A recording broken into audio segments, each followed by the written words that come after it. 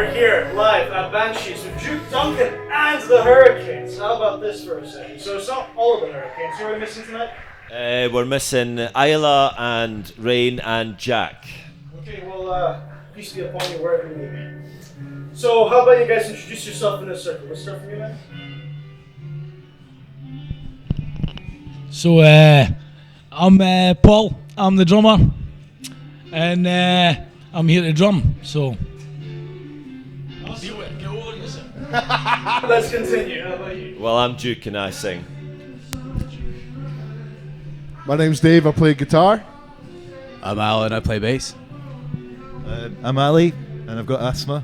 Asma, yeah, he plays the trumpet, so overcoming our disabilities, yeah? Yeah, nice one. Right, so Brandon, how about you begin the questioning? Okay, so question to Duke. How long have you personally been doing your projects in music? When did you decide to do music?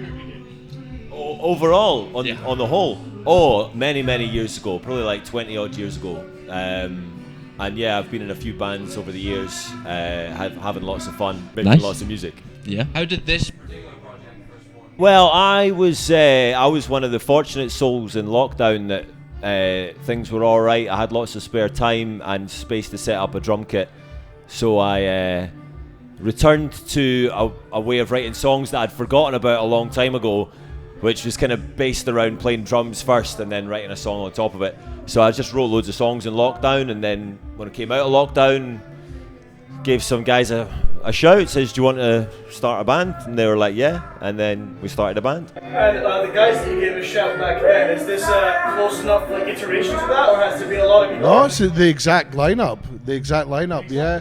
We've added to, but we haven't lost anyone. See it right now, yeah, plus Jack. Yeah. Exact thing. yeah. That is quite rare, yeah. Especially as a bigger collective, you know, like you are, like commercial doesn't really matter if it's like an authentic, straight from the get-go, always the same guy. You just need a position to fill in sometimes, like session musicians and stuff. Yeah, I mean, we have done that as well. Dave went off composing games music for a year and a half, and so we had another guitar player while he was doing that. But then he finished and he came back and we were whole again. I needed that seat back, you know. Nice. What games were you working on? Did a game called Venture to the Vile, PS5. Get it now? The music is wonderful. It's beautiful. It's also Dave's pension, so... Dave's basically going to be on rice crackers and bags of rice made into crackers. He makes his own rice crackers because nobody's buying his game. So get on there. He's just foraging for... Anyway, sorry. Buy the game. I'm basically just eating rice, as he says, you know. Well, it's a cool opportunity either way, man. Here's a cool one. So, coming out of lockdown, right? What were the venues that you first started at? Because it was kind of hard to get anywhere good or a regular gig at that time. The first thing we did was actually a really cool thing called Limbic TV, which is with Dave Waz, got a studio down in Leith, just behind Easter Road, and he was putting on shows like in his studio, basically set up filming and video and lighting and all that. So he was doing like live broadcasts from his studio. So that was the first thing we did, wasn't it? And then it was. I think the first gig was actually Solfest. Yeah. So we played a festival. Was like the first thing we did. That's starting off on a high note. Yeah. It was banging. Cool. And is that true? Yeah, I think it was. It was a lot of fun. Like, I'm not surprised you can't remember it, though. Was that the one where you were wearing a dress or something? I might have been wearing a dress. I think I remember it now. I think so, yeah. Start as you mean to continue, I think, was the approach. So, judging from today, the fact that it's not all interviews and stuff like that, it can be quite hard to coordinate when gigs are on, practices are on and stuff like that. We're going to keep it a little hard. What's the latest somebody's been to a practice? There was once where I was on the pints in Toon and you phoned me and I had to get a cab for Toon. So I'm normally pretty prompt, but there was one time where I was very much on the pints and I'd completely slipped my mind. You might recall that, I don't know. Vaguely. No, it didn't happen. Vaguely. Here's a question. How did you, keep up, right? You were there, you were hammered, or slightly tipsy, whatever level. Did you pull through? Oh, aye. Does his best work. My best work. Exactly. Moderately inebriated is like the status quo basically in the band. So sobriety is a bit of a challenge. But, you know, we push through in times of struggle and hardship. Sort of like the musician's curse, getting too hammered all the fucking time. That's it. Well, it's about the party, isn't it? It's about the party. All right, so here's a question: how do all 8 of you, 9 of you, set up one rehearsal? How do you connect together? How does You that basically work? get every amp in the room, and then that's for me, my guitar, and then everyone else has to fight for the scraps. On the day of recording live performance, he insisted on using a stereo setup, right? No one thought it was going to be that much fun. No. What you do is you wait until you know everyone's there. You have a shower because you know they'll be setting up the drum kit. You're fanning about with microphones, and then you get in your car and you drive the 15 minutes it takes to. And then you're there. Everyone's set up. You just plug in and go. It's fucking brilliant. For a question for all of you, in terms of your musical background, did you find that you guys had a similar taste or background in sort of like training, or did you guys have lots of different? Dependent, essentially. Yeah. You come from very different strokes, or was it similar? In terms of like how we put the band together, I mean, I basically handpicked the band to be my vision of what my music should be. So I picked them based on their skill sets and what I knew about their musical direction and tastes. Right. And luckily they all said yes, so it's all sort of come together. Everyone was looking at you for a second like, they all said yes, they're happy. But also, interestingly on that, Andy had recorded a lot of these demos during lockdown himself. So in terms of gluing together a cohesive stylistic approach, it was already kind of done. Andy had done his demos, so we were kind of playing his stuff and then feeling it out. Of course, there's a bit of a contour to how things developed since then, but very much it was cemented for the get-go, and then you know, he gave us a lot of like Source material was super sound. Source material was there, right?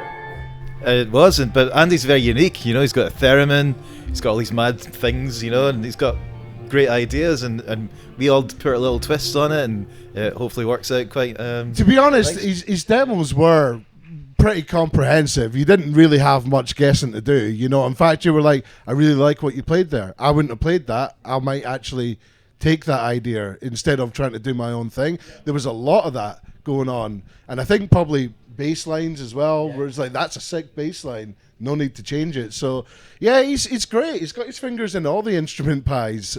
So yeah, he does a good job with the demos. Like, so they sounded like demos. They weren't super hi-fi.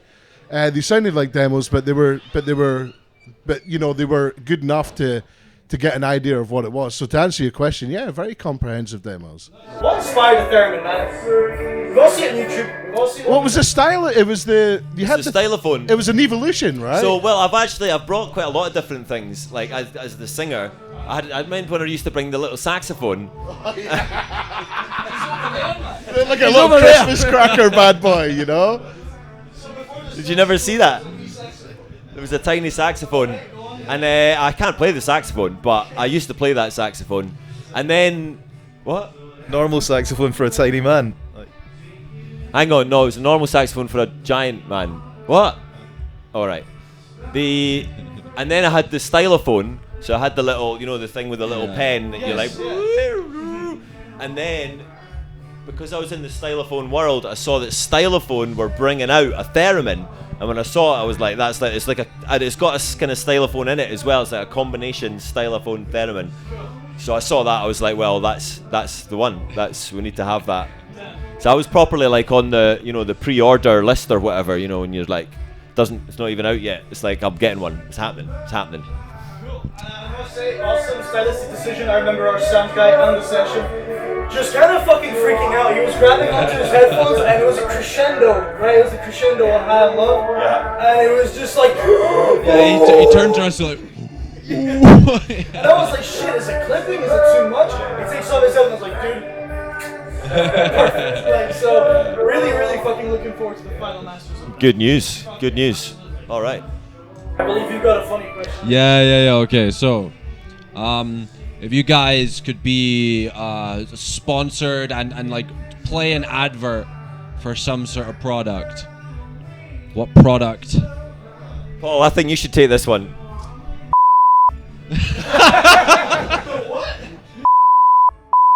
Yeah. So I just like. No, what I meant was, Paul, you definitely shouldn't take this one. That's what I meant. Sorry. Alan, what you got? Chiso's cowboy boots. Nice.